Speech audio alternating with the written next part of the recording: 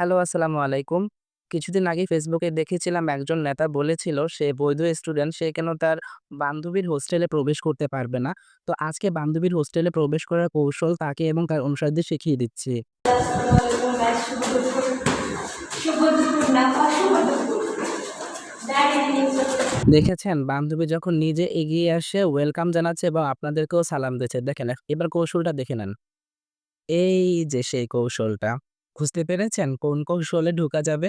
আসলে হোস্টেলে আমার আরেকটা বান্ধবী খুব অসুস্থ হয়ে পড়েছে। সে হঠাৎ করে অসুস্থ হয় না, কারণ সে এমনিতেই অসুস্থ, তার হার্টের অনেক সমস্যা।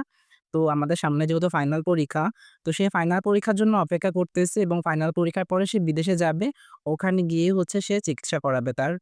কিন্তু আজকে হঠাৎ করে তার জ্বর চলে আসে এবং তার শরীরটা অনেক দুর্বল হয়ে পড়ছে।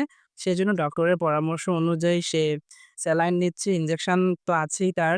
তো সে অনেক হেলথি হওয়ার কারণে অনেকে তার ভেন খুঁজে পায় না। আর আমার ফ্রেন্ডের একটাই ভরসা, মানে ও হয় না, একটা মানুষ স্যাটিসফাইড হয় যে এই মানুষটার হাতে কাজ করানো। আপনারা অনেক সময় রোগী হয়েছেন, আপনারাও তো জানেন হাসপাতালে গেলে অমুক নার্স আমাকে ইনজেকশন দিলে খুব ব্যথা কম লাগে, অন্যজন দিলে ব্যথা লাগে। এটা সবার ক্ষেত্রেই। তো ওর একটা বিশ্বাস যে আমি ক্যানোলা করলে এক-ফোঁড়ে হয়ে যাবে এবং সে ব্যথা একটু কম পাবে। তো সেজন্য সে সবসময় আমাকেই ডাকে। হ্যাঁ, আর এটা সম্পূর্ণ ফ্রি। আবার কেউ বইলেন না যে ওর থেকে আমি বকশিস নিছি। আর আমি পার্সোনালি কারো কাছ থেকেও এমনিতেও বকশিস নেই না। কারণ বকশিস নেওয়াটা খুব খারাপ। আর সবাই আমাদের জন্য দোয়া করবেন, আমার ফ্রেন্ডের জন্য দোয়া করবেন। এত সময় আমার ভিডিও দেখার জন্য সকলকে অসংখ্য ধন্যবাদ। আল্লাহ হাফেজ।